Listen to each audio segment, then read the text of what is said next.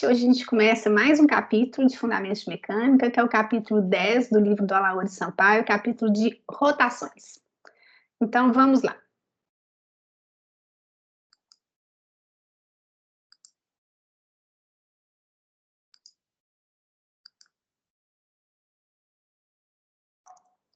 Bom, antes de começar o capítulo, eu queria combinar com vocês que é uma boa ideia fazer uma revisão de produto vetorial entre dois vetores, que a gente viu lá no capítulo 4, tem um videozinho sobre isso, porque a gente vai ver que várias grandezas da rotação se relacionam através de produtos vetoriais. Então, elas são definidas através de produtos vetoriais. Então, é importante relembrar como é que calcula o produto vetorial entre dois vetores, regra da mão direita. Então, volta lá um pouquinho, faz essa recapitulada sobre o produto vetorial e aí vem para o capítulo de rotações. Bom, quando a gente está descrevendo o movimento de uma partícula só, ela tem nos eixos, 3 graus de liberdade, que a gente representa nos eixos cartesianos como a posição dela ao longo dos 3 eixos, posição x, y, z, as componentes ao longo dos 3 eixos. Se você derivar isso aí em relação ao tempo, você tem a velocidade, as componentes das velocidades em cada eixo, deriva de novo, você tem aceleração e você descreve o movimento dessa partícula. Essa partícula tem 3 graus de liberdade. Se tiver 2 partículas, você vai ter 6 graus de liberdade. Se tiver muitas partículas, N partículas, você vai ter 3N graus de liberdade e, dependendo do valor de N, fica bem complicado estudar o movimento do seu sistema, né? Então, a gente, nesse capítulo, vai concentrar em movimento de corpo rígido. O que é um corpo rígido? Corpo rígido é um corpo no qual a distância, é um sistema, né, no qual a distância entre as partículas é fixa. Então, ele não pode ser nem esticado, nem comprimido. Esse corpo tem um monte de partículas, pode ter infinitas partículas, mas com distâncias fixas entre elas, tipo um copo. Um copo é um corpo rígido, tem um monte de partículas, mas todas com distância fixa entre elas. Bom, se você faz translação de um corpo rígido, que é o que está desenhado aqui, nesse primeiro desenho, esse corpo rígido azul aqui, você faz uma translação desse corpo rígido, todos os pontos vão se mover de maneira paralela. Aqui, por exemplo, você tem o vermelho e o preto, tem a trajetória deles nessa translação, e você vê que a trajetória é sempre paralela, né? Eles se movem de maneira paralela. Trajetórias aqui, né? Uma paralela à outra. Então, o movimento do corpo rígido, ele você pode falar que tem uma translação que leva um ponto A, por exemplo, esse ponto vermelho, de uma posição inicial até uma posição final, translação, que a gente sabe fazer, mas o movimento das partículas em relação ao ponto A. Então, essa translação, que está desenhada aqui, ela pode também ser composta por outros tipos de movimento. Ele pode transladar e rodar em torno desse ponto. Você pode descrever, então, o movimento como a translação de A, mais o movimento das partículas em relação a A. Então, a translação te dá 3 graus de liberdade, que correspondem às coordenadas de A. E a rotação te dá outros 3 graus de liberdade, que correspondem às coordenadas de qualquer outro ponto em relação a A. Então, o movimento de rotação de um corpo rígido é aquele que deixa pelo menos um ponto fixo, né? Então, a rotação mais geral de um corpo rígido é em torno de um ponto fixo. Então, por exemplo, você pega a caneta aqui e ela gira aqui em torno de um ponto fixo, ok? A gente, para facilitar um pouco a vida, a gente vai muitas vezes tratar de rotação em torno de um eixo fixo, e não só de um ponto fixo. Né? Então, se em vez de um ponto fixo, você tiver um eixo fixo, um eixo de rotação fixo, no caso do copo, você está rodando aqui em torno do eixo que passa pelo centro do copo, né? Aí, nesse caso, você vai ter só 1 grau de liberdade, que é o ângulo de rotação em torno do eixo. Né? Você gira o corpo em torno de um eixo, você vai saber exatamente o tanto que você girou, se você falar quantos graus você girou em torno desse eixo. Então, o ângulo de rotação em torno do eixo. Esse vai ser seu único grau de liberdade, o tanto que você girou em torno do eixo. Por convenção, a gente usa a regra da mão direita para definir o positivo e o negativo, ok? Então, seu polegar aponta para o positivo. Qual o sentido positivo ou negativo desse ângulo? Aí é simplesmente regra da mão direita, do jeito que está desenhado ali, ok? Positivo é para onde aponta seu polegar.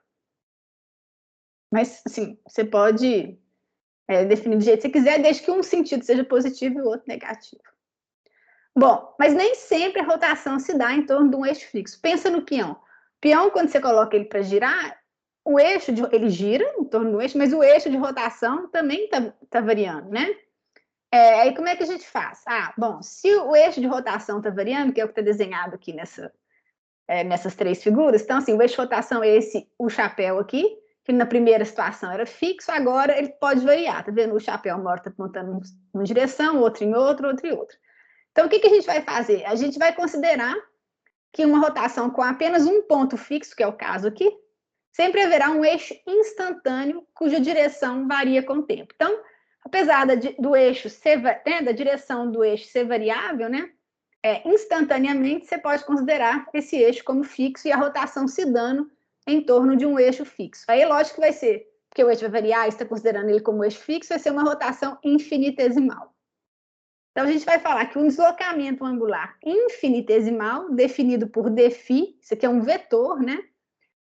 dφ vetor aqui, e o eixo de rotação, o de t, vai ser tal que o vetor deslocamento angular vai ser dado pelo módulo do deslocamento angular, dφ, vezes a direção, né, do eixo de rotação, que esse é o chapéu aqui, que é um vetor unitário na direção do eixo de rotação. Então, seu deslocamento angular infinitesimal é definido pelo módulo infinitesimal desse deslocamento, vezes a direção do eixo de rotação, onde o chapéu é um vetor unitário na direção do eixo de rotação, ok? E o sentido é dado pela regra da mão direita.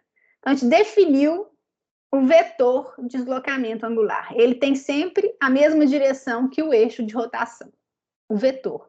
O módulo dele é dado pelo tanto que você rodou em graus radianos em torno do seu eixo de rotação. Bom, a primeira pergunta que a gente tem que se fazer é se deslocamento angular infinitesimal é vetor, se ele obedece à álgebra vetorial, né? Porque a gente definiu esse deslocamento angular infinitesimal como tendo um módulo dφ e direção dado pela direção do eixo de rotação. Essa definição que a gente aplicou, ela obedece à álgebra vetorial? Então, perguntas que você pode fazer para verificar se isso é verdade.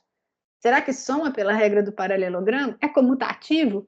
Porque um vetor A mais um vetor B é igual a um vetor B mais um vetor A. Por exemplo, coisas bem básicas. A gente tem que ver se isso aqui é verdade para essa nossa definição de deslocamento angular. Vamos ver, então. Então, para verificar, a gente vai fazer um deslocamento delta θ em torno de um eixo n qualquer, que a gente vai representar por rotação de delta θ em torno do eixo n. Então, esse Rn delta θ representa isso. A gente está fazendo uma rotação de delta θ em torno do eixo n, ok? Então, vamos lá. A gente vai usar um cubo, né? Tem 6 faces, as faces estão numeradas aqui. E a gente vai fazer uma rotação, 2 rotações sucessivas desse cubo aqui. Então, definindo os eixos cartesianos x, y e z da seguinte maneira, a gente vai começar, a partir desse cubo que está desenhado aqui, vai rodar esse cubo de π sobre 2 em torno de z. E depois vai rodar esse cubo de π sobre 2 em torno de x. E vai ver o que dá. Depois a gente vai fazer o contrário, rodar π sobre 2 em torno de x primeiro e depois π sobre 2 em torno de z, para ver se obedece à soma vetorial aqui, que A mais B é igual a B mais A. Okay? Então, vamos primeiro fazer rotação em torno de z, depois em torno de x, e depois a gente faz o contrário, primeiro em torno de x, depois em torno de z. Então, pega esse cubo aqui e vamos rodar ele de π sobre 2 em torno do eixo z. O eixo z é esse, então a gente vai rodar ele assim, ok? Se a gente fizer isso, você não muda as faces de cima e de baixo, você simplesmente roda as faces laterais, a face 4 que estava de lado vem para frente, aqui, ó, tá vendo? Peguei esse cubo, rodei em torno do eixo Z, e aí a face que estava de lado, que era 4, veio para frente. Beleza. Agora a gente vai rodar ele em torno do eixo X, que é esse eixo aqui, de π sobre 2 também. Aí, o que vai acontecer? Agora, a gente vai fazer isso com ele. Ó. Vai rodar em torno do eixo X, né? A rotação assim, ó, em torno de X. Ok? Então, não muda as faces, né? Não muda a face 4 aqui, porque a face 4 está ao longo de x, né? A 4 e a 2 estão ao longo de x, mas muda as outras. Então, a face 1 vai vir aqui para o lugar da face 5, ok? Rodei em torno de x. Então, essa rotação sucessiva de π sobre 2 em torno de z e em torno de x me dá o cubo dessa maneira aqui, ó, que está desenhado. Tem a face 1 em cima, face 3 embaixo, a face 4 na frente. Ok. Agora vamos fazer a mesma coisa, só que rodando primeiro em torno de x, depois em torno de z. Então, de pegar esse cubo aqui e rodar primeiro em torno de x. Então, não vou mexer nas faces 1 e 3. A 2 vai para cima, ok? Do jeito que está desenhado aqui. E agora a gente roda em torno de z de π sobre 2. Aí agora eu não mexo nas faces 2 e 4. E a face 5 vai para frente. Agora compare esses dois resultados. São diferentes. Se eu rodo o cubo primeiro em torno de z e depois em torno de x, dá um resultado diferente do que se eu rodo primeiro em torno de x, depois em torno de z. Então, a gente está encrencado, porque a rotação desse jeito não comuta. Okay? Deslocamentos angulares não estão obedecendo a regra de álgebra vetorial. Como é que a gente vai fazer? Bom, a gente vai ser salvo pelos infinitésimos. Deslocamentos macroscópicos, igual a gente fez naquele com cubo, realmente não obedecem à álgebra vetorial. Mas a gente vai ver que deslocamentos microscópicos, infinitesimais, são vetoriais. Vamos ver. Porque a gente precisa disso, porque senão a gente não vai conseguir achar grandezas análogas à velocidade, aceleração, que são vetores, né? Então a gente precisa de conseguir descrever rotação em termos vetoriais para poder fazer analogias com a translação. Então, vamos para os infinitesimais. A figura é feia, mas eu vou explicar. Você tem um corpo aqui, de laranja, ok? Corpo qualquer.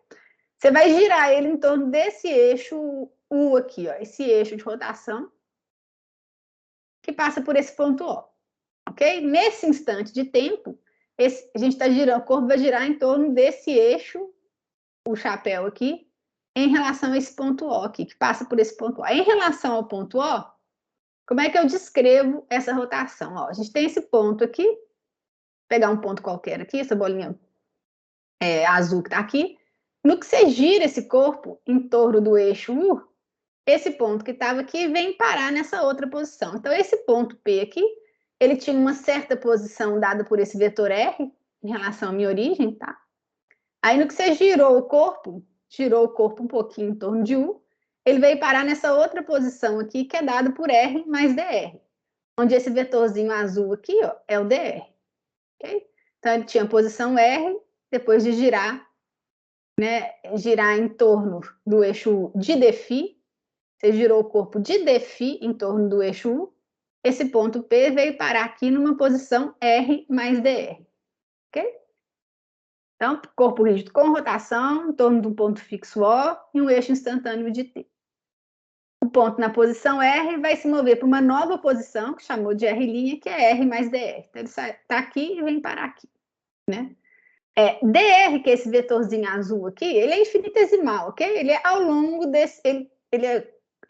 o módulo dele é tomado ao longo desse círculo aqui, ó, que esse ponto está descrevendo. Então, ele tem... Qual que é o módulo dele? O módulo dele é esse raio R aqui, vezes esse ângulo aqui dφ. Esse raio R aqui, ó, na verdade, corresponde a R seno θ, onde R é o módulo desse vetor e θ é o ângulo que esse vetor faz com o eixo de rotação. Ó, pega esse triângulo. Esse aqui é a hipotenusa, esse aqui é um cateto, esse aqui é o outro cateto, ok? E esse ângulo aqui é o θ. Então, esse cateto aqui, que corresponde ao raio descrito por esse ponto aqui, tem módulo R seno θ. Então, esse dr tomado ao longo desse círculo, ele é R seno θ vezes dφ, que é o que está escrito aqui.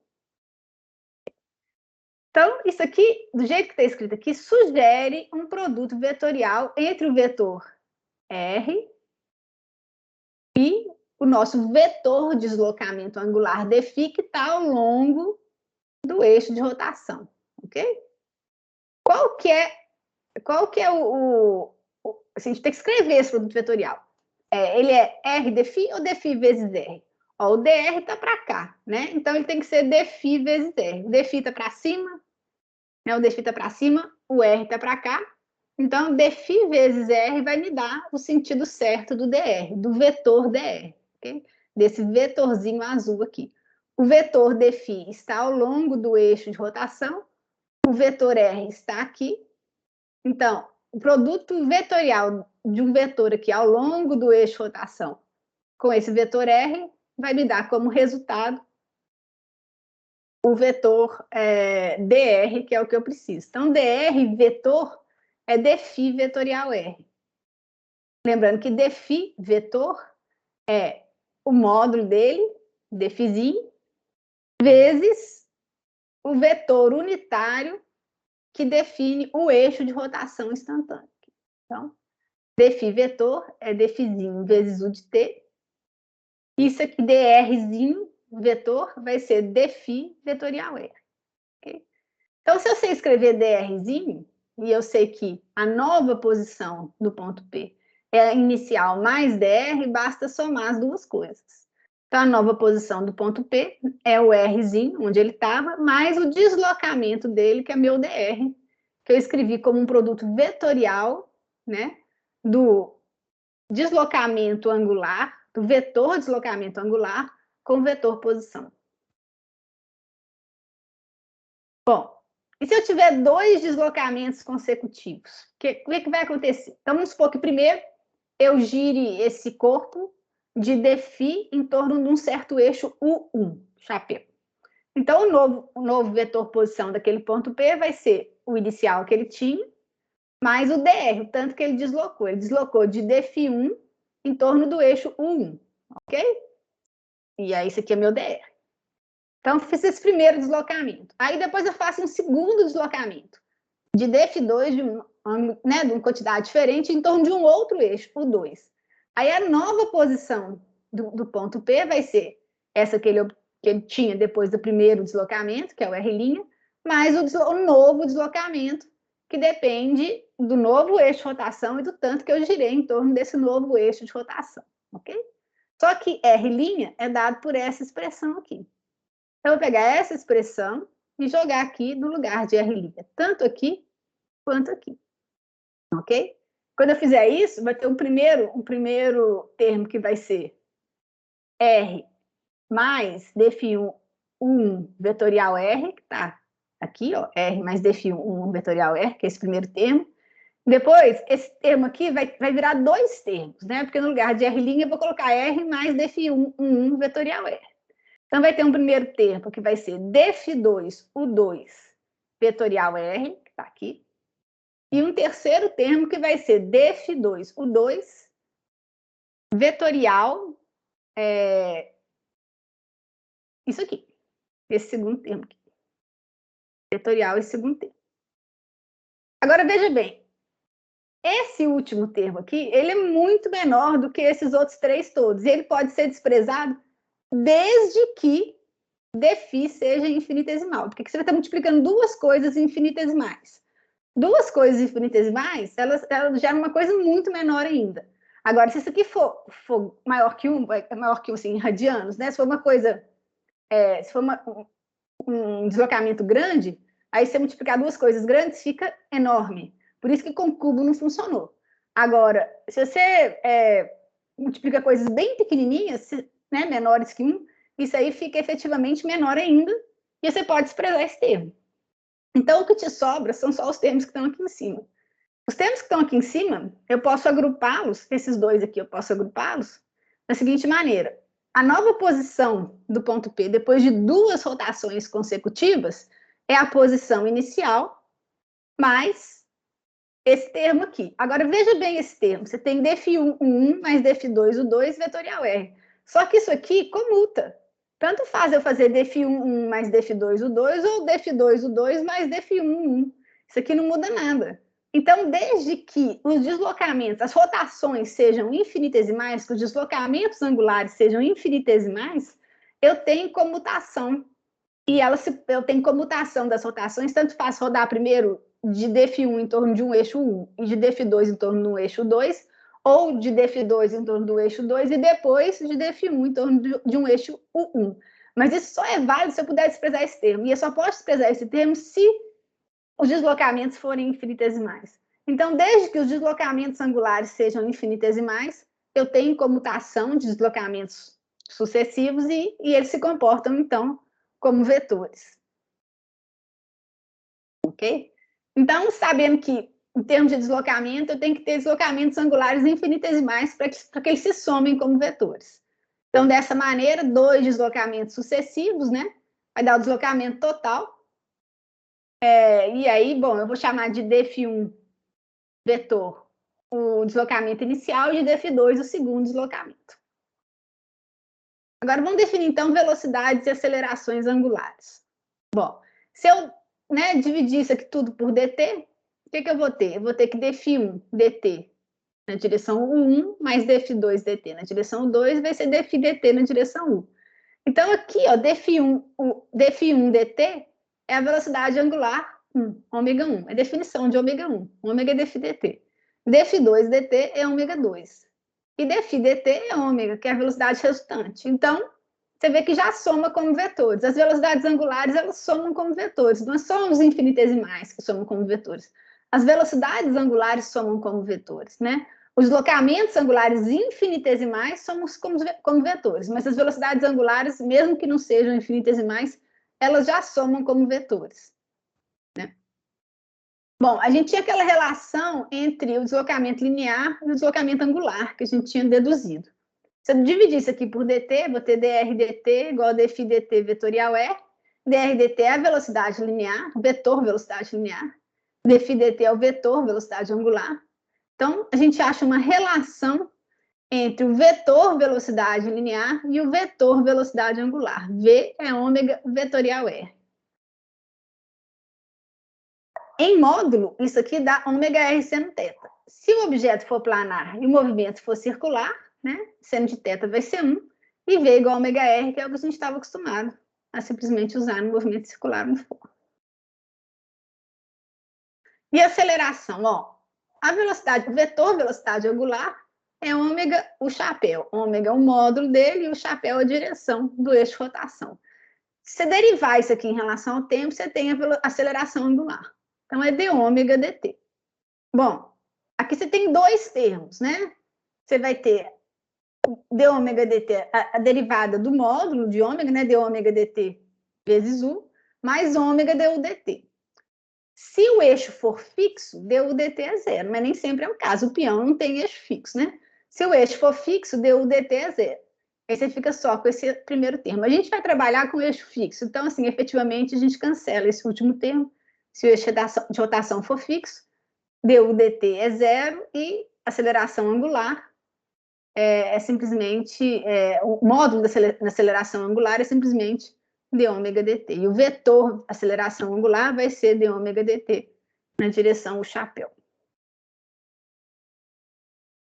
Vou parar aqui. Bom, uma coisa importante é que essas relações elas não são muito intuitivas, essas duas que estão aqui. Deixa eu colocar aqui. Essas duas relações estão aqui, essa e essa, elas não são muito intuitivas. Então, dá um certo trabalho para chegar nelas, mas elas valem, elas estão valendo sempre, vão valer sempre, são relações absolutamente gerais. Mas as relações entre as grandezas angulares, né, que ômega é dφ dt e A é d ômega dt, elas também são relações absolutamente gerais, do mesmo jeito que a gente viu que velocidade é derivada da posição no tempo e aceleração é derivada da velocidade no tempo na translação, está valendo para a rotação também. Então, ômega é dφ dt e alfa é d ômega dt. Então, todas aquelas equações que a gente tinha para translação, elas podem ser transpostas para a rotação. Assim. Então, você tem um movimento circular uniforme. O que isso quer dizer? Movimento circular uniforme quer dizer que ômega é constante. Ok? Então, a aceleração angular é zero.